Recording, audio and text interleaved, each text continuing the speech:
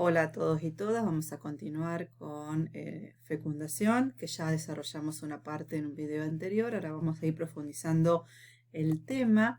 Eh, Habíamos culminado anteriormente con este esquema en donde se muestran las etapas por la cual se lleva este proceso de fecundación. Vamos a ubicarnos primero en el esquema. Tenemos el ovocito, el cual tiene la membrana plasmática, el citoplasma, el núcleo haploide, rodeado por la zona pelúcida, que está acá de color amarillo, y por fuera la corona radiata formada por las células foliculares. Cuando llega el espermatozoide, y obviamente tiene que hacer la unión de los gametos, tiene que atravesar las células foliculares, va a sufrir una reacción acrosómica que le va a permitir poder unirse y atravesar la zona pelúcida o membrana pelúcida y así poder entrar en contacto con la membrana plasmática del ovocito. Fíjense en cómo se ubica el espermatozoide de costado para poder fusionar las membranas plasmáticas de ambas células sexuales. En algunas bibliografías y en otros esquemas se ve otro tipo de disposición, pero esta es la correcta. Una vez que se fusionan las membranas plasmáticas, el contenido que posee el espermatozoide ingresará al interior del ovocito. Todos estos pasos son los que vamos a ir desarrollando en profundidad en este video.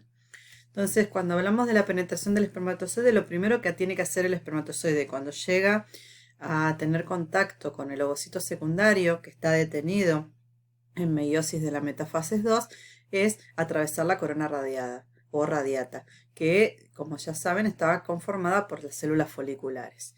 Estas células foliculares extracelularmente están rodeadas de ácido hialurónico, entonces el espermatozoide en su membrana posee una enzima hialuronidasa que lo que va a ir haciendo es un túnel por este ácido hialurónico y entre el movimiento que ejerce el flagelo de este espermatozoide le permite avanzar. Se dice o se puede creer que este ya es un primer filtro selectivo para que lleguen al espermatozoide y lleguen a la membrana plasmática del ovocito, los espermatozoides más aptos. Otra zona que debe atravesar es la zona pelúcida, que dijimos que está formada por glicoproteínas. En los mamíferos tenemos 3 glicoproteínas, ZP1, ZP2 y ZP3. ZP viene de zona pelúcida, entonces tenemos la 1, la 2 y la 3. La ZP3 es muy importante o es crucial porque actúa como receptor del espermatozoide, es receptor de especie. Esto permite que solamente por ejemplo, espermatozoides de una especie se puedan unir con los óvulos de la misma especie. Y como dijimos, es una glicoproteína, la ZP3. ¿Y cuáles son los receptores del espermatozoide? Es la parte del azúcar, los oligosacáridos. O sea que los oligosacáridos de la ZP3 son los que actúan como receptores. Una vez que el espermatozoide se une, va a hacer esto o se va a activar la reacción acrosómica. ¿Qué quiere decir? Se va a volcar por exocitosis todo el contenido del acrosoma. Acá nos vamos a ubicar cómo son estas glicoproteínas que forman la zona pelúcida. Dijimos que tenemos ZP1, ZP2 y ZP3. En color verde están las ZP2, tenemos la parte proteica y las espículas que se ven en rojo son los carbohidratos o residuos de carbohidratos. La ZP3 está en azul, los rojos son la parte de los oligosacáridos y luego estas estructuras tubulares son las proteínas ZP1. Como les dije recién, los oligosacáridos de la ZP3, estas espículas en rojo, son las que actúan como receptores específicos del espermatozoide. Y la parte proteica de la ZP3 actúan en forma enzimática desencadenando la reacción acrosomal. O sea, esa exocitosis de todas las enzimas hidrolíticas que hay dentro del acrosoma y van a volcarse al exterior.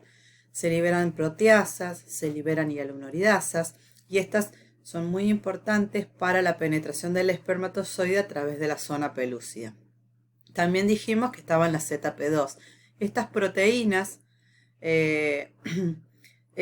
las ZP2, se pueden unir con proteínas de la superficie del espermatozoide y así pueden mantener unido al espermatozoide en forma muy fuerte para permitir que éste siga perforando la zona pelúcida y pueda ir avanzando. También se va a exponer una proteína de la membrana plasmática del espermatozoide que va a poder unir, o sea, a la membrana plasmática del espermatozoide con la membrana plasmática del ovocito. Va a permitir la unión y la fusión de ambas membranas plasmáticas de las células sexuales. Muchos espermatozoides van a llegar a la membrana pelúcida, solo uno va a entrar en contacto con la membrana plasmática del ovocito. Esta fusión de membranas va a activar un sistema de cascadas enzimáticas que activan el ovocito para que ocurran dos cosas. Primero, que el ovocito pueda terminar la meiosis 2 y transformarse en óvulo. Y otro, que el óvulo ya inicie lo que se llama la reacción cortical. ¿Qué es la reacción cortical? Cercana a la membrana plasmática hay muchas vesículas o gránulos corticales. Estos gránulos corticales, una vez que se activa esta cascada enzimática, liberan su contenido por exocitosis y lo que hacen es como sellar la membrana plasmática del ovocito. ¿Qué quiere decir esto? Si miramos en el esquema, acá tenemos la membrana plasmática del ovocito, la cual presenta muchas microvellosidades que van a permitir poder envolver el espermatozoide y como atraparlo para que puedan entrar bien en contacto las dos membranas. Y por debajo, si ustedes observan en el citoplasma, están los gránulos corticales. El espermatozoide se ubica en ecuatorial, de costado, como les mostraba anteriormente, y se empiezan a interrelacionar las membranas plasmáticas del espermatozoide con la membrana plasmática del ovocito. Entonces la fusión esta se da por el plano ecuatorial del espermatozoide.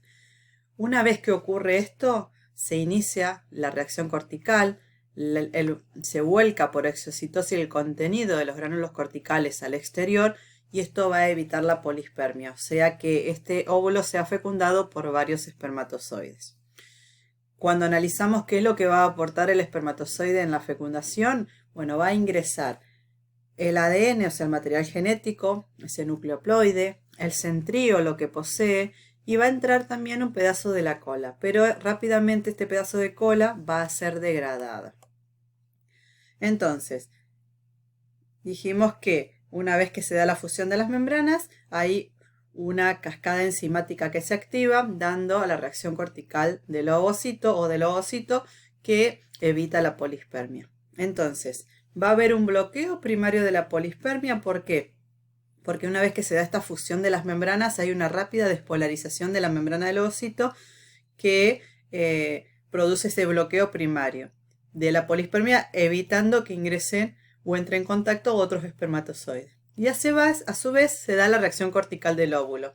Entonces, cuando se fusiona el espermatozoide con la membrana plasmática del ovocito, se activa toda esta vía de señalización celular, en donde intervienen fosfolípidos que tienen en su composición inositol, hacen aumentar el calcio citosólico y de esta manera se activa el ovocito, se da la reacción cortical y los gránulos liberan su contenido por exocitosis.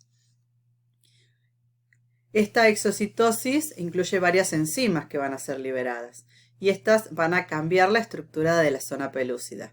La van a endurecer de tal manera que no va a poder unirse a ella, a la zona pelúcida, ningún otro espermatozoide. Y así se provoca otro bloqueo, la polispermia, pero ya es secundario, es tardío. También va a haber degradación proteolítica de la ZP2, va a haber degradación o hidrólisis de los azúcares de la ZP3, que estos azúcares de la ZP3 eran los que actuaban como receptores de los espermatozoides. Cuando ya el espermatozoide penetró toda la cubierta extracelular del ovocito, dijimos que interactuaba su membrana plasmática con las microvellosidades del ovocito. Estas microvellosidades que posee el ovocito se empiezan a alargar, se empiezan a agrupar en el sector donde está el espermatozoide, se unen y se fusiona entonces así el espermatozoide con el ovocito. Una vez que se da la fusión, dijimos que el espermatozoide es transferido al ovocito empezando por la cabeza. Ingresa el núcleo, va a ingresar el centríolo, una parte de la cola. Y hay siempre proteínas que interactúan en este proceso, entre ellas la proteína transmembrana pH30, que es la que va a mediar la unión del espermatozoide a la membrana del óvulo y va a permitir la fusión de ambas membranas. Acá vemos una microfotografía electrónica en donde se observa el espermatozoide, la cabeza del espermatozoide, cómo se ubica de costado, y estas son las microvellosidades del ovocito que se alargan y se agrupan como envolviendo al espermatozoide para permitirle así fusionarse con el ovocito.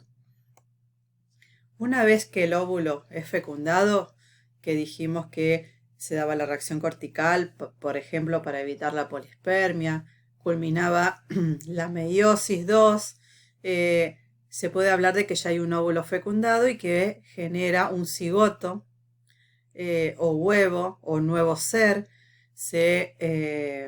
Cuando se termina de completar la fecundación, bueno, cuando los núcleos haploides o pronúcleos, uno portado por el espermatozoide y otro por el óvulo, se fusionan, van a generar un núcleo diploide. Hay un proceso en el cual rápidamente, bueno, se pierden las cariotecas y se empiezan a dividir las células para generar el nuevo ser. Cuando se fusionan los pronúcleos, se pierden las cariotecas, hablamos de la singamia. Y tener en cuenta que en mamíferos el espermatozoide va a aportar el ADN y el centríolo. Y, por ejemplo, todo lo que es nutrientes, organelas, las mitocondrias son aportados por el óvulo.